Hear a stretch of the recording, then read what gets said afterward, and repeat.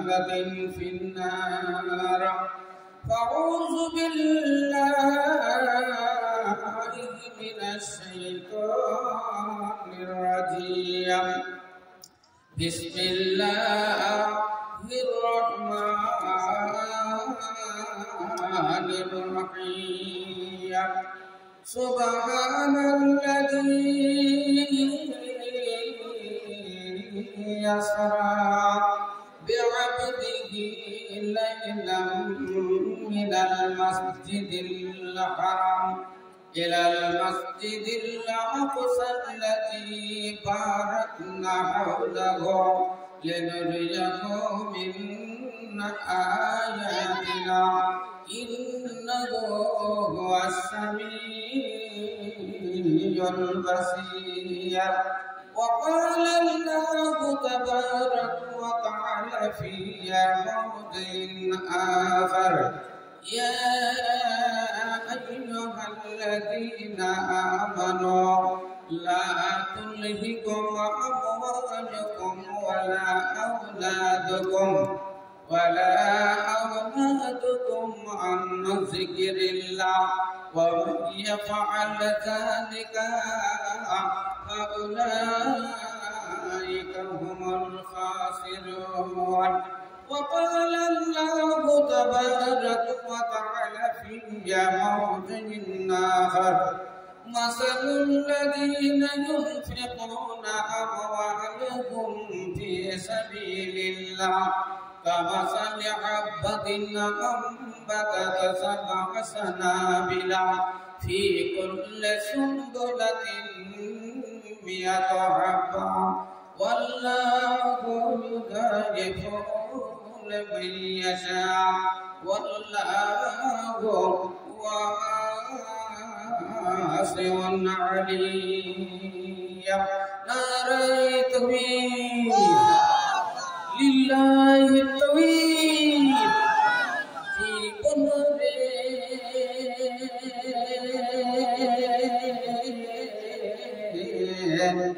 জাবিরে মোরে আপনাদের এখানে আসা আগে ঘন ঘন আসতাম ওদিকে 2-3 বার এসেছি এবার কিন্তু অনেক টানা হয়ে গেছে কি ব্যাপার আপনারা আমাকে একবার ভুলে গেছিলেন নাকি মেয়ে ছেলেরা কি আমার কথা একটু মনে করেন কত সময় লাগলো মেয়েদেরকে আমি এখানে সেই মেয়েরা আমাকে একটু স্মরণ করেনি বহুদিন পর আজ তো যাক আলহামদুলিল্লাহ আপনারা স্মরণ করেছেন নতুন সেক্রেটারি হয়েছে আমি ধন্যবাদ জানাই যাক সেক্রেটারি সাহেব তো একটু অনুমতি দিয়েছে যে উনি সেক্রেটারি না হলে বোধহয় হয়তো কিনা যাক আলহামদুলিল্লাহ ওনাদেরও শুকরিয়া আপনাদেরও শুকরিয়া কমিটির মধ্যে তাদেরও শুকরিয়া গ্রামবাসীদের কাছে অনুরোধ আউয়াল ভাইয়ের হাতে তো দাম অনেক দিয়েছে মুসাফিরি হালাতে আমার হাতেও কিছু দিয়ে নি আপনাদের জন্য দোয়া দেব আরে আউয়াল ভাই তো আপনাদের এলাকারই বুঝলেন অনেক কত ঘুরছি ওনার সঙ্গে কালকেও ওনার সঙ্গে ছিলাম পরশুদিনও ওনার সঙ্গে ছিলাম নূর মোহাম্মদের সঙ্গে কালকে ছিলাম নূর মোহাম্মদের সঙ্গে পরশুদিনও ছিলাম নূর মোহাম্মদের সঙ্গে 3-4 দিন আগে টিকটিকি পাড়াতে ছিলাম ওর সঙ্গে এবার লাইন পড়ে গেছে সব আমার এখান থেকে দেখছি যে কি ব্যাপার উনিও নাই দেখতে নাই কেন আওয়ার ভাই তো আছে মাশাআল্লাহ তো আপনাদের কাছে অনুরোধ হবে শেষ বেলাতে মাদ্রাসার জন্য ভক্তি সহকারে দান দিবেন আমি একবার প্রথমবার কি দ্বিতীয়বার এসেছিলাম তখন আপনাদের এখান করে কালেকশন হয়েছিল 100 কুইন্টাল ধান ওই বছর সব বছর এত ধান হলো আমাদের কালেকশনে এরকম আদায় কোনো বছর হয়নি এবছর আবার কেমন হবে ধান তো মোটামুটি সব হতেছে আল্লাহ দিবে এবছর সরিষাও খুব ভালো গম মাঠে খুব ভালো এবার আবহাওয়া খুব ভালো ঈদ ভাটারা বলছেন মনে কয়েকটা ঈদ ভাটা আমার বন্ধু আছে বলছে মনে এবার দান দিয়ে দিলাম বলে কিনা না তো বৃষ্টি টিষ্টি না এবার ঈদে যা লাভ আমাদের আপনাদের যদি কাটা নাই বোধহয় ঈদে কাটা না আচ্ছা তো যাক আলহামদুলিল্লাহ আল্লাহ শুকর করবেন আল্লাহ অনেক দিবে একবার তকবীরটা ছেড়ে দিবেন নারে তাকবীর জীবন রে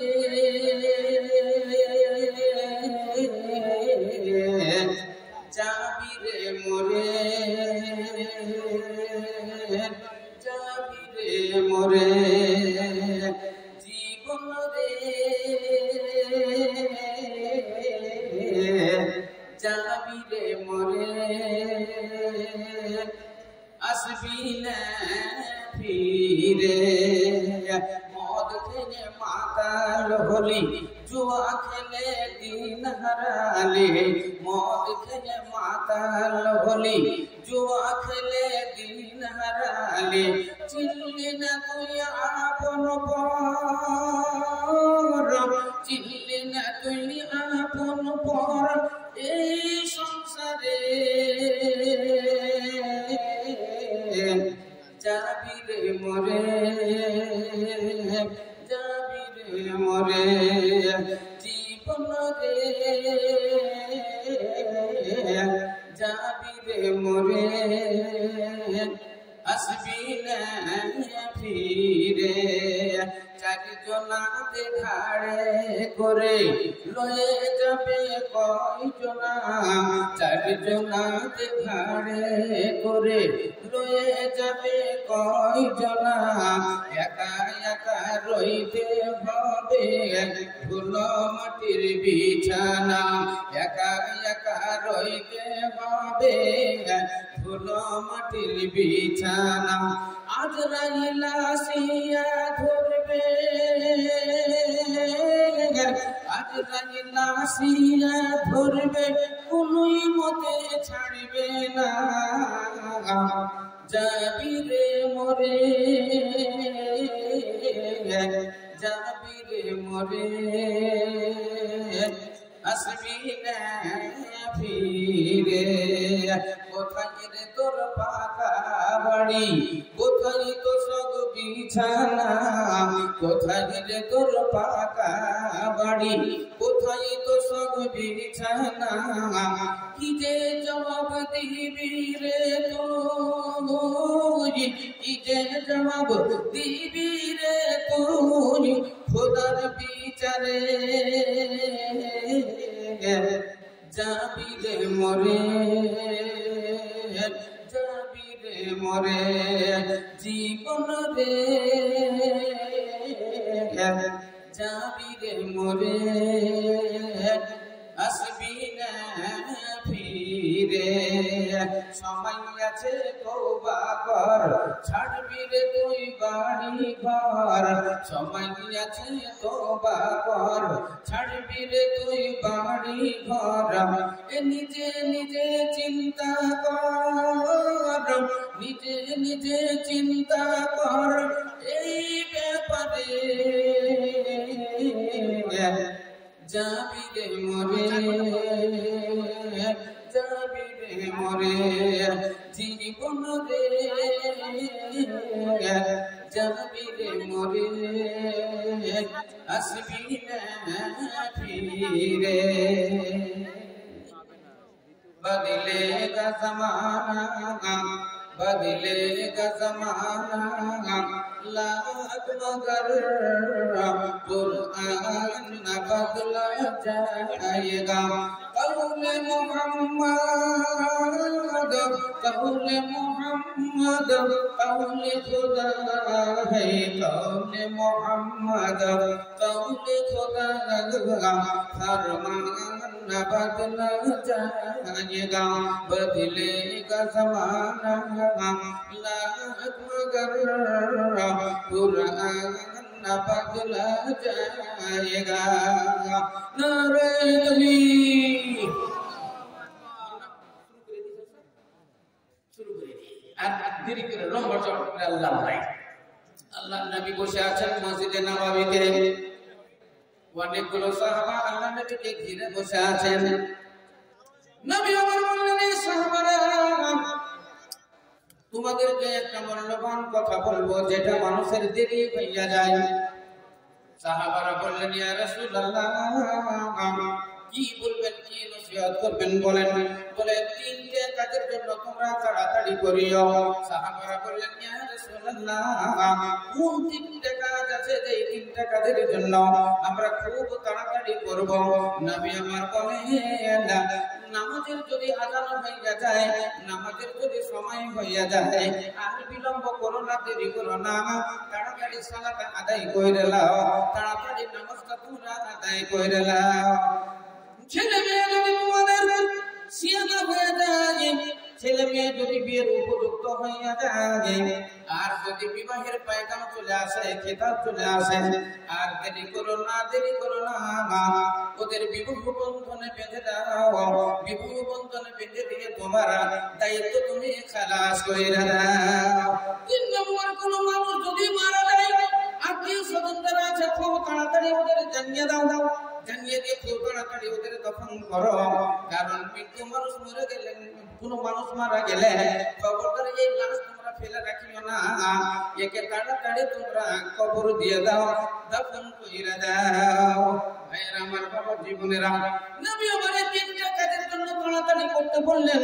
কিন্তু এর ভিতরে যে মাহিতি আছে, এর মধ্যে যে কি গুরুত্ব রয়েছে, এর মধ্যে কি আল্লাহ রাব্বুল আলামিনের হিকমত রয়েছে, শুনতে কিন্তু খুব একটা গুরুত্বপূর্ণ মনে হচ্ছে না, এবং শুনতে গেলে খুবই যে কঠিন তাও মনে হচ্ছে না।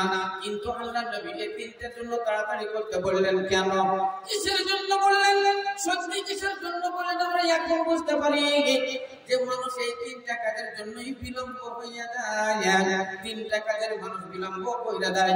জোহরের আযান হইয়া গেল, মেয়েরা এখনো স্নান করেনি, এখনো মেয়েরা গোসলই করেনি, তাহলে বলেন নামাজটা পড়বে কখন?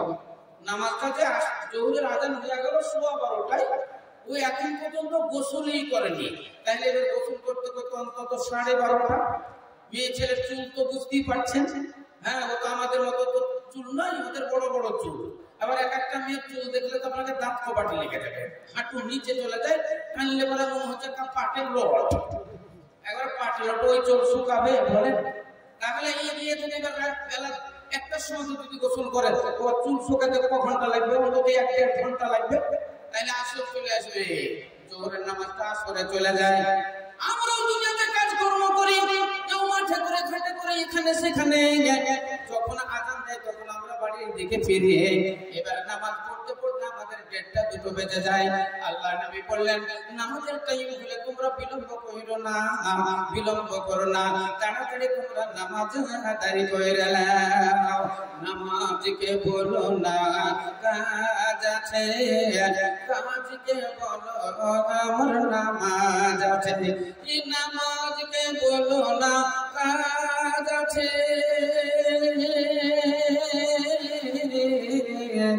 কাজকে বলো আমার নামাজ আছে, কাজকে বলো আমার নামাজ আছে।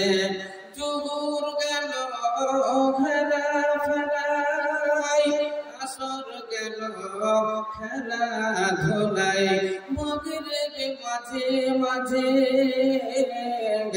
নামাজকে বলো না কাজ আছে, কাজকে বলো আমার নামাজ আছে। নামাজকে বলো না কাজ আছে, কাজকে বলো আমার নামাজ আছে। আহলে হাদিসের একটা বিখ্যাত মাওলানা, আহলে হাদিসের বিখ্যাত একজন আলেম, যার নাম হলো মাওলানা সানাউল্লাহ রাহমাতুল্লাহ আলাইহি। উনি একটা ফতোয়ার বই লিখেছেন, বইটার নাম হলো ফতোয়ায়ে সানাবিয়া। ফতোয়ায়ে সানাবিয়া জিলদাতুল বাবু সালাতা। দেখবেন ওইখান করে সওয়াল করা আছে, জবাব দেওয়া আছে, প্রশ্ন করা আছে, প্রশ্নের উত্তর দেওয়া আছে। ওইখানে একটা প্রশ্ন আছে, আগে কাজ না আগে নামাজ? উনি বললেন আগে নামাজ তারপরে কাজ। আল্লাহ নবীও বললেন আগে নামাজ তারপরে কাজ। কিন্তু আমরা এটাকে উল্টো করে নিয়েছি, আমাদের আগে কাজ তারপরে নামাজ। এটা ফতোয়াটা আমাদের একদম উল্টো হয়ে গেছে। আমরা আগে কাজ তারপরে নামাজ। গরু ছানি কাটা হয়নি, গরু ছানিটা কেটে দিই, তারপরে নামাজ পড়বো। ওই জমিতে পানি দেওয়া হয়নি, পানিটা দিয়ে দিই, তারপরে গিয়ে নামাজ পড়বো। স্নান করা হয়নি, করে তারপরে নামাজ পড়বো। খাওয়া হয়নি, খেয়ে তারপরে নামাজ পড়বো। দুনিয়ার যে কোনো কাজটা আমাদের সামনে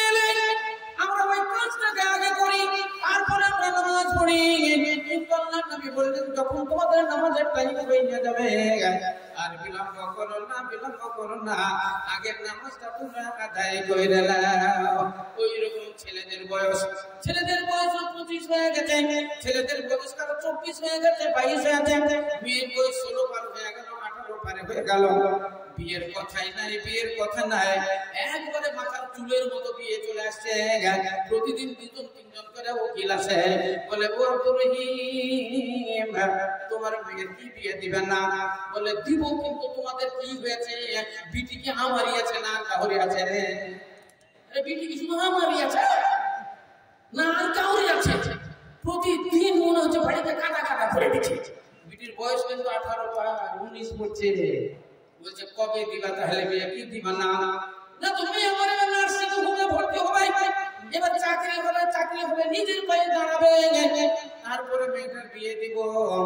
এবার মেয়েটা মাঝে মাঝে ওই অফিসে চলে যায়, মাঝে মাঝে ওই অফিসারদের কাছে চলে যায়, অনেক সময় রাত্রিও কাটিয়ে দিয়ে চলে আসে।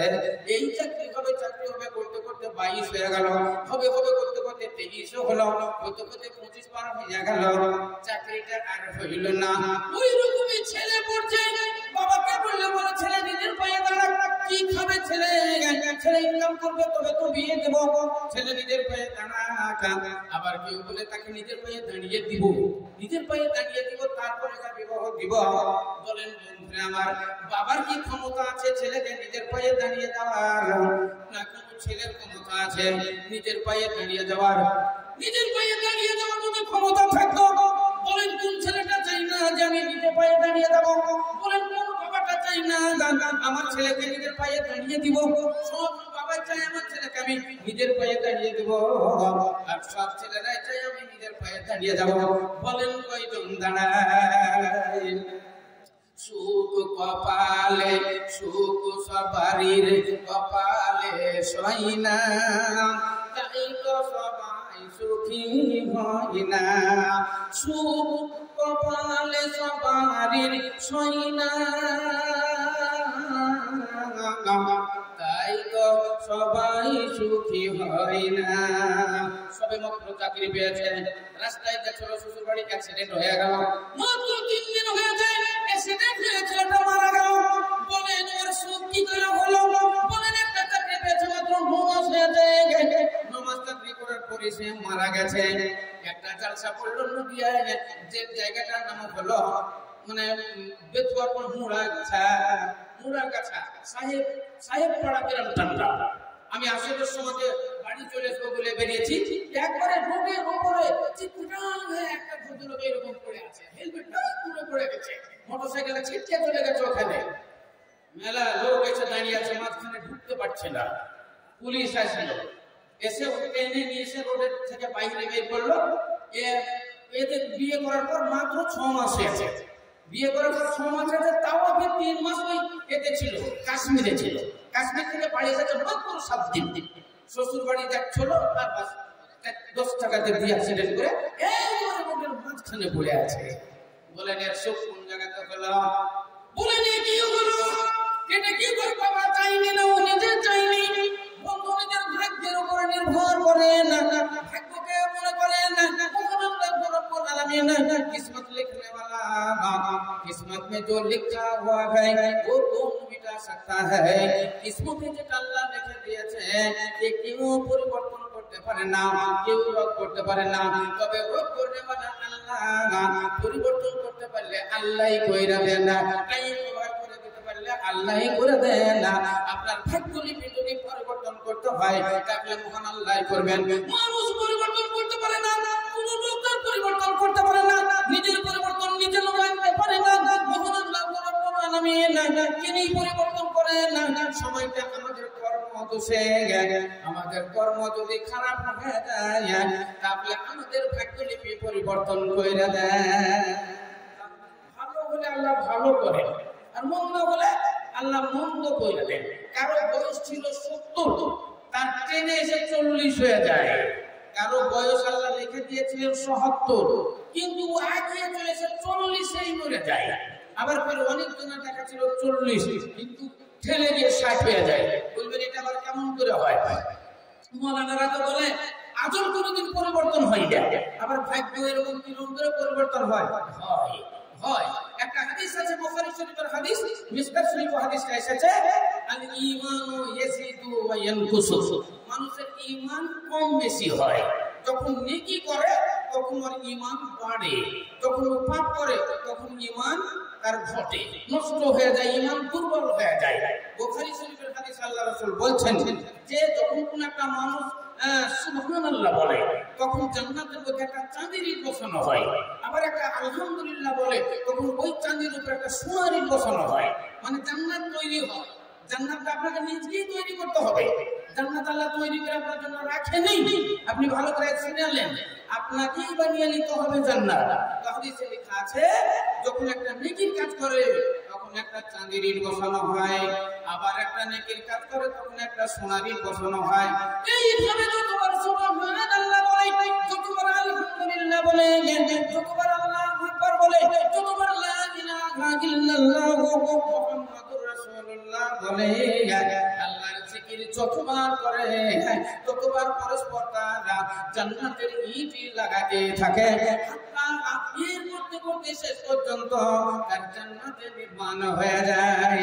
হাদিসের মধ্যে আল্লাহর নবী বললেন এমন হয়ে যায় যে জান্নাত তৈরি হয়ে গেছে, হঠাৎ করে তার দ্বারা এমন একটা অন্যায় হয়ে গেল, এমন একটা পাপ হয়ে গেল, যে পাপটা হলো কাবিরা পাপ, যেটা হলো কাবিরা গুনাহ। আল্লাহর নবী বলেন ওই কাবিরা গুনাহের বিনিময়ে জান্নাতের একটা সাইড দড় করে ভেঙে পড়ে, তৈরি হয় দড় করে ভেঙে এক সাইডটা পড়ে যায়, আবার একটা পাপ করে তখন আরেক সাইডটা পড়ে যায়, এরকম করতে করতে জান্নাত আবার মিসমার হয়ে যায়। আবার যখন তওবা করে, আবার ইস্তিগফার করে, আল্লাহর কাছে কাঁদে, আল্লাহ ভুল হয়ে গেছে, আমি এত পাপ করে ফেলেছি, অন্যায় করেছি, আল্লাহ তুমি ক্ষমা করে দাও, আল্লাহ তুমি ক্ষমা করে দাও, আস্তাগফিরুল্লাহাল্লাযী লা ইলাহা ইল্লা হুয়া আল হাইয়ুল কাইয়্যুম ওয়া আতুবু ইলাইহি। আল্লাহ রাব্বুল আলামিন তওবাটা কবুল করলেন। আবার যখন নেকির কাজ করে আবার জান্নাত নির্মাণ হয়, আবার সোনার ইট চাঁদের ইট, এইভাবে জান্নাত আবার তৈরি হতে থাকে। এইভাবে হতে হতে যদি তার আমলটা শেষ আমল যদি ভালো হয়, ইন্নামাল আমালু বিল খাওয়াতিম, এবার শেষ আমল যদি ভালো হয় আর জান্নাত যদি তৈরি হয়ে যায় তাহলে সে ব্যক্তি জান্নাতি হয়ে যায়। আল্লাহ নবী বললেন আত-তাকবীরু লা ইয়ারুদু ইল্লা বিদ-দুআ, মানুষের ভাগ্য লিপি পরিবর্তন হয় না, কিন্তু দুয়ার বিনিময়ে পরিবর্তন হয়ে যায়। যখন অতিরিক্ত মানুষ আল্লাহর কাছে কাঁদে, আল্লাহর কাছে দোয়া করে, কিংবা অন্য মানুষ কারোর জন্য দোয়া করে, আল্লাহ রাব্বুল আলামিনের রহমতে তার হাজাত আরো বেড়ে যায়। as-সাদাকাতু তারুদ্দুল বালা ওয়া তাজিদু ফিল উমর, তাহলে বোঝা গেল সাদাকা দান খায়রাতে মানুষের ঈমান বৃদ্ধি হয়, এবং তার হায়াত বেড়ে যায়। আল্লাহ রাব্বুল আলামিন তাহলে বলছেন বান্দারা যখন তোমাদের বিয়ের বয়স হয়ে যাবে, তোমার ছেলে মেয়ের বিয়ের বয়স হলে তাড়াতাড়ি ওদেরকে বিবাহ বন্ধনে বেঁধে দিয়ে আল্লাহর রহমতের মধ্যে ভরে দাও, আল্লাহর রহমতের মধ্যে ঢুকিয়ে দাও। আল্লাহ নাম বলেছেন যখন কোনো ছেলে কোনো মেয়ের সঙ্গে বিবাহ বন্ধনে বাঁধা হয় তখন আসমান থেকে আল্লাহর রহমত নাযিল হয়। জোরে জোরে বলেন একবার আলহামদুলিল্লাহ। আপনাদের এই গ্রামটা হলো পাথরডাঙ্গা গ্রাম। উদাহরণস্বরূপ পাথরডাঙ্গার একটা ভদ্রলোকের মেয়ের বিয়ে, আপনি এভাবে পড়াবেন বিয়েটা। পাথরডাঙ্গা গ্রাম নিবাসী রহমতুল্লাহ শেখের কন্যা মোসাম্মদ রহিমা খাতুন 10,001 টাকা দিলমোহর দেউরবাদ স্বইচ্ছাই সজ্ঞানে, এই কথাটা বলতে হবে, স্বইচ্ছাই সজ্ঞানে মুহাম্মদী সালাম অনুসারে হাজিরানে মজলিসে তোমাকে সে স্বামী রূপে গ্রহণ করেছে, তুমি কি তাকে স্ত্রী রূপে গ্রহণ করলে? আর বেটে যদি বলে তো বলবে কাবিল তো, আর যদি এমনি বাংলাতে বলে তো জি হ্যাঁ আমি কবুল করিলাম, এই কথাটাই বলবে। হয় একবার বলবে, দুইবার তিনবার বলবে, তাকে উচ্চারণ করতে হবে কাবিল তো, আর না হয় উচ্চারণ করতে হবে হ্যাঁ রাজি তো, আর না হয় বলতে হবে আমি বিবাহ কবুল করিলাম, আর না হয় ওকে বলতে হবে মেয়েটাকে আমি স্ত্রী রূপে গ্রহণ করিলাম। আপনার বিয়ে হয়ে গেল। আল্লাহ রাব্বুল আলামিনের নবী বলেন যখন ওদের বিবাহ বন্ধনে বাঁধিয়ে দেওয়া হয়, মুহাম্মদ সাল্লাল্লাহু আলাইহি ওয়াসাল্লাম বিয়ে পড়িয়ে দেওয়া হয়, উপরে আল্লাহর রহমত নাযিল হইয়া যায়, প্রেম প্রীতি মোহব্বত নাযিল হয়, আর দুনিয়ার রুচিগুলো আর ঘরে আল্লাহ বন্টন করে দেয়।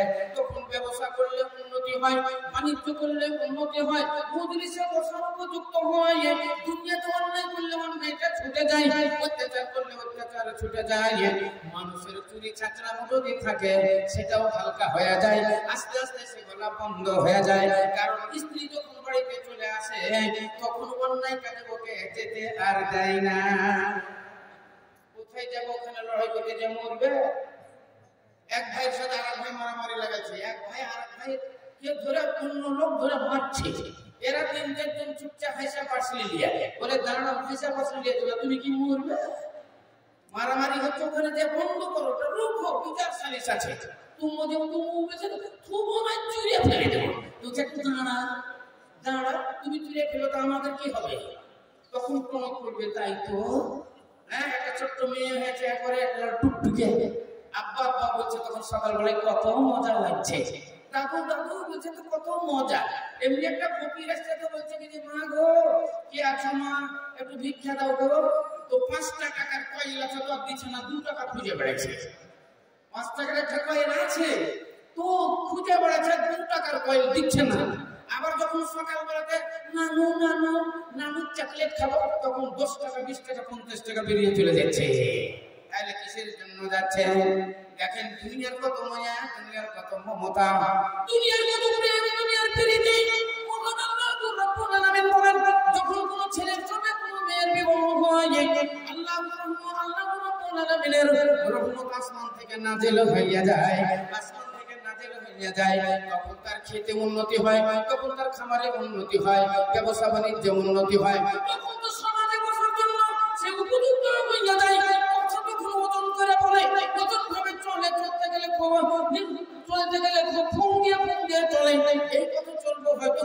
কি হবে? ইসলাম দরদি ভাইয়েরা আমার, তাই তো আল্লাহর নবী বলেছেন বিবাহ বন্ধনে বেঁধে দিলে আল্লাহর রহমত নাযিল হয়। ওই রকমই কোন মানুষ মারা গেলে, ওই রকমই কোন মানুষ মারা গেলে তাড়াতাড়ি তোমরা দাফন করে দাও, কিন্তু ওদের তাড়াতাড়ি হই না। সন্ধ্যা 5টার সময় মারা গেছে, মাইকে অ্যানাউন্স হয়ে গেল ফালানা বিন ফালানা সন্ধ্যা 5টার সময় মারা গেল, সারা রাত চলে গেল। সকালবেলাতে ফজরের সময় এলান হচ্ছে জোহর বাদ মাটি হোগা, জোহরের পরে মাটি হবে।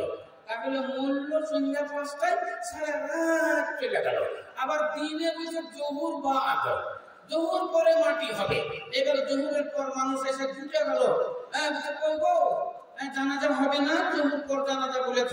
তো বলছে জামাই বাবু ছিল চেন্নাইয়ে, এয়ারপ্লেন ধরেছে, ট্রেন ধরেছে, কলকাতাতে নেমেছে, চলে এলো বলে আপনার নাই।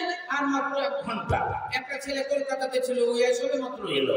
জামাই বাবু ছিল এতে বোম্বাইয়ে, ও প্লেন ধরেছে, চলে আসলো বলে বোম্বাই থেকে এয়ারপোর্টে নেমেছে দমদমে, চলে এসেছে কৃষ্ণনগর পার্ক। আর 1 ঘন্টা আপনারা দাঁড়ান, করতে করতে আসরের আজান হলো। আসরের পর মানুষ ঢুকতে ঢুকতে জামাই আসতে বিটি আসতে আসতে ও আসতে আবার 4টা বেজে গেল। 5টার সময় জানাজা শুরু হলো। তাহলে মূল্য সন্ধ্যা 5টায়, আর জানাজা হলো তারপরে দিন 5টায়।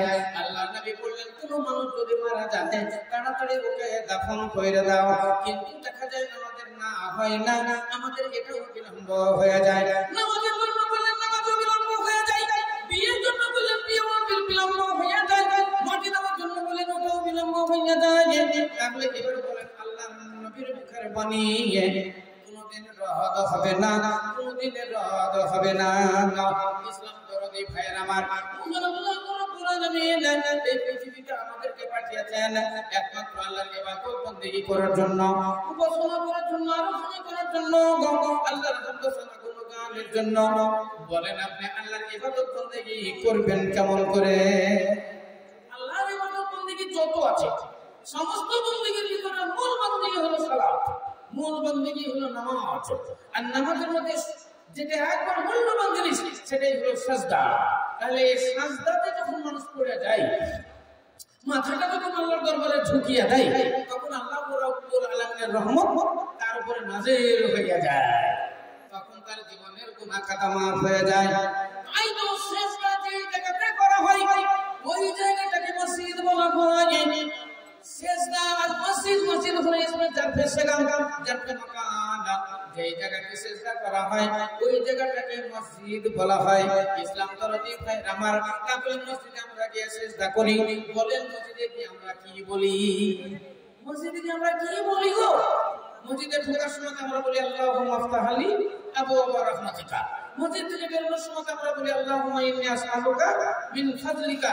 আপনি সালাত আদায় করেন, নামাজ পড়েন, বলেন কি বলেন? আল্লাহু আকবার বলে সানা বাঁধেন, কি বলেন? আল্লাহুম্মা বা'id বাইনি বলেন। আর না হয় হানফি যদি বলেন সুবহানাকা আল্লাহুম্মা ওয়া বিহামদিকা তাবারাকা ইসমুকা ওয়া তাআলা লা ইলাহা গায়রুকা বলেন। ঠিক একটা তো বলেন, তারপরে আপনি আলহামদুলিল্লাহ সূরা বলেন, তারপরে একটা সূরা আপনি পড়েন, আত্তাহিয়াতু কোরআন দুরূদ শরীফ পড়েন, দুআয়ে মাগফিরাত পড়েন, মেলা কিছু আপনি পড়েন। বলেন আপনি এগুলা জান পান কোথায়? এগুলো আপনি পান কোথায়?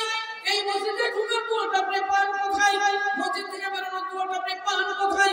আত্তাহিয়াতু আপনি পেলেন কোথায়? দুরূদ শরীফটা আপনি পেলেন কোথায়? সেটাই হলো এই মাদ্রাসা। রাহে জান্নাত কো দিখাতা, রাহে জান্নাত কো দিখাতা है ये दीनी मदरसा, इंसान को इंसान बनाता है ये दीनी मदरसा। इस्लाम दरदी भाई আমার, সন্তান জন্ম দিতে পারা যায় কিন্তু সন্তান মানুষ করতে পারা যায় না। সন্তান জন্ম দেওয়া মাতা, মাতা সন্তান জন্ম দেয় কিন্তু মা সন্তান মানুষ করতে পারে না। মা সন্তানকে মানুষ করতে গেলে মানবতার ফরমাই ঢেলে দিতে হয়। মাটিগুলোকে এক জায়গাতে গচ্ছিত করে পানি ঢাললে সানলে কাদা হয়। কি হয়? কাদা হয়। ওকে আবার সেনে গোল গোল করলে কুমির হয়। যেমন আটা সানলে কুমির হয়, তো ওরকম কাদা সেনে কাদার কুমির হয়। বলেন ওই কুমিরে কি কাজ হয়? ওই কুমিরে কোনো কাজ হয় না। ওই কুমিরটাকে কাজে লাগাতে গেলে একটা ইটের ফর্মতে ফেলতে হয়। ইটের ফর্মতে ফেললে ইট তৈরি হয়ে যায়। নদীর ফর্মতে ফেললে নদ তৈরি হয়। খোলার ফর্মতে ফেললে খোলা তৈরি হয়। এইরকম হাড়ির ফর্মতে ফেললে হাড়ি তৈরি হয়। তাহলে ওই কাদার কুমিরটা যাই ফর্মতে ফেলবেন সেটাই তৈরি হয়। ইসলাম দরদি ভাইরা আমার, ওই রকম বাচ্চা আপনি জন্ম দেন, এর প্রেমটা কাদার মতো থাকে। এ মানুষ থাকে না, এ মানুষ থাকে না, একে মানুষ বানাতে হয়। কাদার ফর্মত, কাদা যদি আপনি ইটের ফর্মায় ফেলেন ইট তৈরি হয়। ওই রকম আপনার ছেলেকে যদি আপনি মাদ্রাসাতে দেন তাহলে সে মানুষ তৈরি হয়, সে আল্লাহ ওয়ালা তৈরি হয়, আল্লাহ ভীরু তৈরি হয়, মুলবি তৈরি হয়, মাওলানা তৈরি হয়, এখান থেকে মুফতি তৈরি হয়, এখান থেকে বড় বড় বক্তা তৈরি হয়।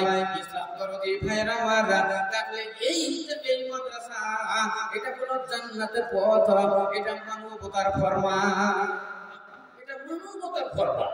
মানুষকে পিটিয়ে মানুষ তৈরি করতে হয়। যেমন একটা সোনার একটা গোটা আপনি কি গলায় ঝুলাতে পারবেন? সোনার একটা গোটা আপনি হাতে ঝুলিয়ে নিয়ে বেড়াতে পারবেন? পারবেন না। তাহলে ওই সোনার গোটাটাকে আগুনে পুড়িয়ে পিটাতে হয়, পিটিয়ে তার বানাতে হয়, তার তৈরি করে এবার গলার হাড় তৈরি হয়। তাহলে সোনাকে আগুনে পুড়িয়ে ওকে পিটিয়ে তার তৈরি করতে হয়, তার থেকে তখন সোনার গয়না তৈরি হয়, তখন সোনার হাড় তৈরি হয়, একটা রুলিমালা চুড়ি তৈরি হয়, কানের ঝুমকা তৈরি হয়, আপনার কানের বালি তৈরি হয়, নাকের নাকছাবি, নাকের ফুনফুনি তৈরি হয়। কত মধুর লাগে, কত সুন্দর লাগে। ওই রকমই একটা সন্তান আপনি জন্ম দিলে সে মানুষ হয় না, সে মানুষ হয় না। একে মানুষ তৈরি করতে হলে মাদ্রাসায় ভর্তি করতে হয়। যারা এই মাদ্রাসাতে কত ছেলেরা পড়ছে, আল্লাহু আকবার, যারা 10 টাকা 20 টাকা 1000 2000 5000 10000 20000 50000 টাকা যারা মাদ্রাসায় দান করে, ধন্যবাদ তাদের আমি জানাই। ভাগ্যবান তাদেরকে আমি জানাই যে আপনারা এগুলা ব্যাংক ব্যালেন্স করেন। এগুলা হলো আখিরাতের ব্যাংক ব্যালেন্স।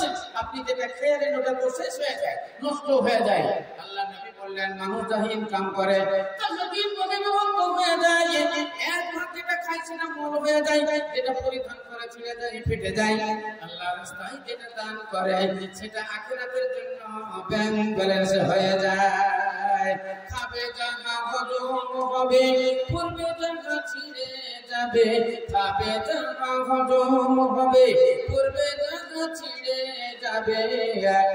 এ আখিরাতে দিলে পাবে, এ মাদ্রাসাতে দিলে পাবে, হাতে রইতে দিয়ে রাখ আল্লাহ বলে ডাক, সবে আল্লাহ বলে ডাক।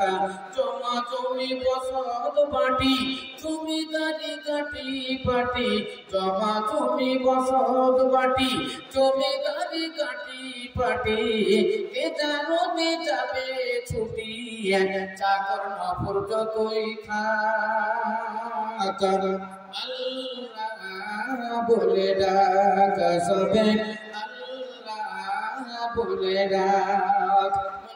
ইনকাম করে যেটা খায় সেটা বড় হয়ে যায়, যেটা পরিধান করে ছেড়ে যায় ফেলে যায়, আল্লাহ রাস্তায় যেটা দান করে সেটা আখিরাতের জন্য ব্যাংক ব্যালেন্স হয়ে যায়। ইসলাম পরদি ভাইরা আমার, শুধু দানের কথা আল্লাহ বলেননি তোমরা দান করো, আল্লাহ বলেন দান করো কিন্তু রাহিলিল্লাহ ফি সাবিলিল্লাহ। আল্লাহ রাব্বুল আলামিন বলেন মাসালুল্লাযীনা ইউনফিকুনা আমওয়ালাহুম ফি সাবিলিল্লাহ। আল্লাহ বললেন মাসালুল্লাযীনা, ওই ব্যক্তিদের উদাহরণ যারা আল্লাহ রাস্তায় দান করে, তাদের উদাহরণ হলো একটা ধানের মতো, যেটা হলো ফি সাবিলিল্লাহ। বহরমপুর গিয়েছেন এর ভিতরে, বহরমপুরে বিশাল সার্কাস চলছে। হ্যাঁ বলবেন মামা দেখালেন নাকি? আমি উপরকার লাইট দেখাইলাম, ভিতরে আমি উপরে লাইট দেখলাম। হ্যাঁ বিশাল সার্কাস, হ্যাঁ তো বহরমপুরে সার্কাস চলছে। এবার যদি আপনি সার্কাসের জন্য 10,000 টাকা দিয়ে দেন দান, ওটা কিন্তু আল্লাহ দরবার কবুল হবে না। 50 গান নিয়ে দিয়ে দিলেন 20,000 টাকা, ওটা আল্লাহ আপনার কবুল হবে না। সিনেমা নিয়ে আসলেন দিয়ে দিলেন 10,000 20,000 টাকা, ওই গান গান নয়। আল্লাহ রাব্বুল আলামিন বলেন মাসালুল্লাযীনা ইউনফিকুনা আমওয়ালাহুম ফি সাবিলিল্লাহ, যারা দান করে আল্লাহ রাস্তায়, আল্লাহ রাস্তায় যারা দান করে, এই দানের উদাহরণ একটা ধানের দানার মতো কিংবা একটা গমের দানার মতো। আমাদের সাহেব বলে গেলেন একটা নেকিকে 10 নেকি বানানো হয়, 10 নেকিকে আবার 70 নেকি বানানো হয়, 70 নেকি থেকে আবার 1000 নেকি 700 নেকি হইয়া যায়। আল্লাহ নবী বলছেন এইভাবে তারা দান করে, তাদের দানের নেকিতে নেকিতে নেকিতে নেকিতে তাদের নেকির পাহাড় হইয়া যায়। বলেন একবার আলহামদুলিল্লাহ, জোরে জোরে ভক্তি সহকারে বলেন একবার আলহামদুলিল্লাহ। তাই বলি ভাইয়ের আমার, মহান আল্লাহ রাব্বুল আলামিনের দরবারে আমাদেরকে সকলকে যেতে হবে। তো যেতে হলে আমাদের আখিরাতের ব্যাংক ব্যালেন্স করতে হবে, আখিরাতের পুঁজি করতে হবে। যেমন এখানে আপনি আনন্দ করে খাবেন, ওখানেও তো আপনি খাবেন, ওখানেও তো আপনার খাবার দরকার। মানুষ কি খায় না? এখানে যেভাবে খায় ওইখানেও সেইভাবেই খাবে। আপনি এখানে যত পরিশ্রম করবেন, এখানে যত পরিশ্রম করে মেহনত করে রাত-দিন কষ্ট করে আপনি টাকা ইনকাম করবেন, টাকা ইনকাম করে সুন্দর করে একটা বাড়ি তৈরি করবেন, আবার সুন্দর একটা গাড়ি কিনবেন, 10 বিঘা 20 বিঘা জমি কিনবেন। যখন মন যাবে আনন্দ ফুর্তি করে খাবেন। ইসলাম দরদি ভাইরা আমার, মাছ খাবার মন হবে মাছ খাবেন, মাংস ডিম যেটা মন যাবে পুনর্ভুক্ত খাবার খাবার মন হবে খাবেন। যেহেতু আপনি খুব পরিশ্রম করেছেন, মেহনত করেছেন, তাই তো 10 বিঘা জমি কিনা হয়ে গেছে, লাখ লাখ টাকা ব্যাংক ব্যালেন্স আছে, আর কোনো অসুবিধা নাই। বলেন একটা লোক দিন মজুর প্রতিদিন 200 টাকা 300 টাকা ইনকাম করে, ওই লোকটা কি খাসির মাংস খেতে পারবে? 1 কেজি খাসির মাংস দাম 800 টাকা, বলেন ও তো 300 টাকা ইনকাম করে, তাহলে 800 টাকা দিয়ে 1 কিলো খাসির মাংস কেমন করে খাবে? একটা ইলিশ মাছের কেজি দিল 1800 টাকা কেজি। একটা ইলিশ মাছ যদি 1.5 কেজি ওজনের হয়, 1.5 কেজি ইলিশের ওজন হলে 1 কেজির দাম হলো 1800 টাকা। খবর রাখে? বলেন কে খাবে? তাহলে খাবে মাস্টারেরা, খাবে ডাক্তারেরা, খাবে ইঞ্জিনিয়ারেরা, খাবে বড় বড় স্মাগলার ব্যবসায়িক তারা, যাদের লাখ লাখ টাকা ইনকাম, তারা খাবে। ওই দিন মজুর লোক খেতে পারবে না। ওই রকমই এখানে যারা কাঙ্গাল, এইখানে যারা গরিব, তারা মন মতো চলতে পারে না, মন মতো খেতে পারে না, মন মতো তারা জিনিসটা ব্যবহার করতে পারে না। ওই রকমের রোজ হাসরের দিন হয়ে যাবে। দুনিয়াতে যারা সালাত আদায় করে না, নামাজ পড়ে না, যারা রোজা করে না, দান করে না, যারা খায়রাত করে না, ছোটদের স্নেহ করে না, বড়দের সেবা ভক্তি করে না, মাতা পিতার সেবা করে না, যেই মেয়ের স্বামী ভক্তি করে না, স্বামী সেবা করে না, ডনকিয়ার ভাবে রাস্তাঘাটে এদিকে চলে আল্লাহর দরবারে এরা কাঙ্গাল, আল্লাহর দরবারে এরা কাঙ্গাল। রোজ হাসরের দিন আল্লাহর দরবারে জমা হয়ে যাবে, সেদিন এরা কাঙ্গাল হয়ে যাবে, নেকির কাঙ্গাল হবে, নেকির কাঙ্গাল হবে। সেদিন এরা মনমতো খেতে পারবে না, মনমতো থাকতে পারবে না, মনমতো এটা ছেড়ে এখানে সেখানে যেতে পারবে না, কারণ দুনিয়াতে এরা পুঁজি হারিয়ে ফেলেছে, দুনিয়াতে আখিরাতের পুঁজি নষ্ট করেছে, আখিরাতের জন্য এরা ব্যাংক ব্যালেন্স করেনি। তাই নবী আমার বলেছেন দুনিয়া মাযরাতুল আখিরাহ, দুনিয়াগুলো তোমাদের আখিরাতের খেতি, দুনিয়ার জিনিস তোমরা আখিরাতের জন্য জমা করো, যেটা জমা করবে ওটাই তোমাদের আখিরাতের জন্য ব্যাংক ব্যালেন্স হয়ে যাবে। এগুলো আমাদের আখিরাতের পুঁজি। আখিরাতের নিয়ে গেল জোহরের নামাজ, আসরের নামাজ, মাগরিব এশা ফজরের নামাজ, পাঁচ ওয়াক্ত নামাজ আপনি পড়বেন। সামনে পবিত্র রমজান মাস চলে আসছে, আপনি এখন থেকে রেডি হবেন, এখন থেকে তৈরি হবেন। মা আয়েশা সিদ্দিকা রাদিয়াল্লাহু তাআলা আনহা বলেছেন রমজান মাস আসতে, রমজান মাসের আগে শাবান মাহিনা 15 তারিখ থেকে আল্লাহ রাসূল সাবধানী তারা হো, তিনি কোমর কষে নিতেন যে সামনে রোজা, আমাদের রোজা পালন করতে হবে। ইসলাম দরদি ভাইরা আমার, তাহলে রোজা পালন করতে হবে, রোজা পালন করতে হবে বলে আল্লাহর নবী তৈরি হয়ে যেতেন। আমাদের তৈরি হতে হবে, সামনে রোজা চলে আসছে, আপনার কিছু থাকলে দেখিয়ে নিতে হবে, এবং যদি কিছু অসুবিধা থাকে আমাকে জোগাড় করে নিতে হবে। এক মেহনত আপনার চাউল কতদিন লাগবে তৈরি করে নিতে হবে, তেল কতদিন লাগবে তৈরি করে নিতে হবে, আপনার আলু বেগুন পটল যা দরকার হবে পয়সা আপনাকে জমা করে নিতে হবে। যেহেতু আল্লাহ নবী বলেছেন তোমরা রমজান মাসের জন্য তৈরি হয়ে যাও, এবং সালাত নামাজের জন্য আপনাকে তৈরি হতে হবে। ভালো একটি মাস আপনি তাহাজ্জুদের নামাজ পড়বেন। অনেক মেয়েরা তাহাজ্জুদের নামাজ পড়ে, 10 বছর 15 বছর আগে তাহাজ্জুদের নামাজ পড়তো না মেয়েরা, এখন কিন্তু বুড়ি বুড়ি মেয়েরা তাহাজ্জুদের নামাজ পড়ছে।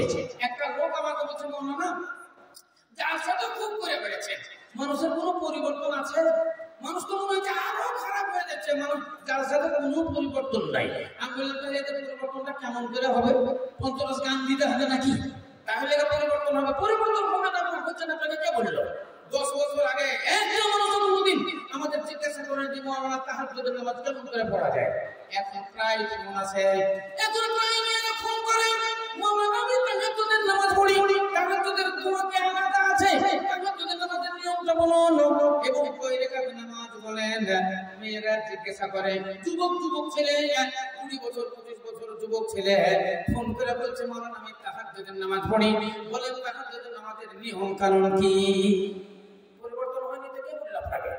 একটা জালসা করলো আমার সাঁইথিয়াতে বড় সিজা, নাম শুনেছেন কি কে জানি? ছোট সিজা বড় সিজা দুটো আছে সাঁইথিয়াতে। তো ওই সাঁইথিয়া বড় ছোট সিজাতে জালসাতে গেলাম, আমি নামলাম এতে সাঁইথিয়া স্টেশনে, নেমে ওভারব্রিজের উপর দাঁড়ালাম। 2 ভদ্রলোক আসলো মোটর সাইকেল আমাকে নিতে, একটা লাল রঙের গাড়ি, একটা কালো রঙের গাড়ি। তো একজন বলছে মাওলানা লাল রঙেরটা চড়বেন না কালোটাতে চড়বেন? আমি বললাম লালটাতে চড়ি। হ্যাঁ, লাল জিনিস তো মানুষ সবাই ভালোবাসে, তো লালটাতে চড়ি। লাল রঙের গাড়িটাতে চড়লাম, দুইজনা চলে যায়। যেতে যাই মাঠের মধ্যে গিয়ে একজনা বলছে মাওলানা আমাকে চিনেন আপনি? আমি বললাম না ভাই আপনাকে তো চিনি না। বলছে যার গাড়িতে চেপেছেন তাকে চিনেন? বলছে এটাকে চিঠি দেয়। তো বলছে শুনেন আমি হলাম লরির ড্রাইভার, আরে দেখেন এ হলো ট্রাক্টরের ড্রাইভার, ও ট্রাক্টর চালায় আমি লরি চালাই। তো লরি আমি খুব চালিয়েছি, আমি প্রথম আমার সঙ্গে লরি চালাতো, আমরা দুইজনের লরি চালাতাম, এখন ও ট্রাক্টর চালাই। তো শুনে আমারই কথা বললো যে আপনার মানে মোবাইলে আপনার জালসা খুব শুনি, আর ওই বাংলাদেশের সেই এরও জালসা আমরা খুব শুনি। তো জালসা শুনে মাওলানা এই দেখেন 5 বছর হচ্ছে, 5 বছরের ভিতরে এক ওয়াক্ত নামাজও আমাদের কাজা নাই। জোরে সোরে বলেন সুবহানাল্লাহ। মৌলভী সাহেবেরা ওয়াজ করে বেড়ায়, ওদের তো শুধাই নেই তো কত নামাজ হয় কি? ভালো করে শুনতে দেখেন, বিশাল তো বক্তা। ওদেরকে বলেন যে 5 ওয়াক্ত নামাজটা আপনার ঠিক হয়? হয় না। আরে আমাদেরই হয় না তো কার কথা বলবো? চা পিলাম বেলা 11টার সময়, 12টা চলে গেল। এই স্টেশনের উপরেই আছি, মালদাহা পৌঁছেছে, আসার হয়ে গেল, ডালখোলা পৌঁছেছে। মগরিবে চলে যাওয়ার পরে যাই কিষানগঞ্জে নামলাম, বলেন তাহলে জোহর কখন হলো, আসর কখন হলো, মাগরিব কখন হলো? এশাতে এবার লাগলাম ওই জোহর আসর মাগরিব এশা, তাহলে তো আমাদের ঠিক হলো না। কিন্তু কথা হলো আল্লাহ আমাদেরকে একটু রুখসাত দিয়েছেন, আল্লাহর নবী আমাদের ছুটি দিয়েছেন। যারা 48 কিলোমিটার বাড়ি থেকে বেরিয়ে চলে গেল, যারা মুসাফির হয়ে গেল, বাড়ি থেকে তখন তুমি 48 কিলোমিটার বেরিয়ে চলে গেলে, আনতা মুসাফির, তখন তুমি মুসাফির হয়ে গেলে। এবং শাফিঈ রাহমাতুল্লাহ আলাইহি বলেন না, তুমি যদি বাড়ি থেকে বেরিয়ে যাও 48 কিলোমিটারের বাইরে যদি তোমার নিয়ত থাকে, তো বাড়ি থেকে বেরিয়ে গেলে তখনই তুমি মুসাফির হয়ে গেলে। আপনি এখান থেকে বাড়ি বেরিয়ে গেলেন, এখন যাবেন কলকাতা, আপনি ইচ্ছে করলে বহরমপুরে যাই কলকাতা নামাজ পড়বেন, জোহরে আসরের পড়বেন, কোনো অসুবিধা নাই, তাহলে মুসাফির। হ্যাঁ, তাহলে বোঝা গেল। এই দেখেন, এইগুলা জিনিসগুলো জানবেন কোথায়? এই জানতে হবে মাদ্রাসায়, তাহলে আপনাকে দান করতে হবে মাদ্রাসায়, দিতে হবে মাদ্রাসায়, আখিরাতের ব্যাংক ব্যালেন্স করতে হবে আপনার মাদ্রাসায়। একটা দান এসেছে আলহামদুলিল্লাহ, ফজিলা বিবি, নামটা কিন্তু খুব সুন্দর। ইনি দিয়েছেন 500 টাকা। নারায়ে তাকবীর, মারহাবা। ফজিলা বিবি 500 টাকা। আরেকটা দিয়েছেন সুমাইয়া, ইনিও দিয়েছেন 500 টাকা।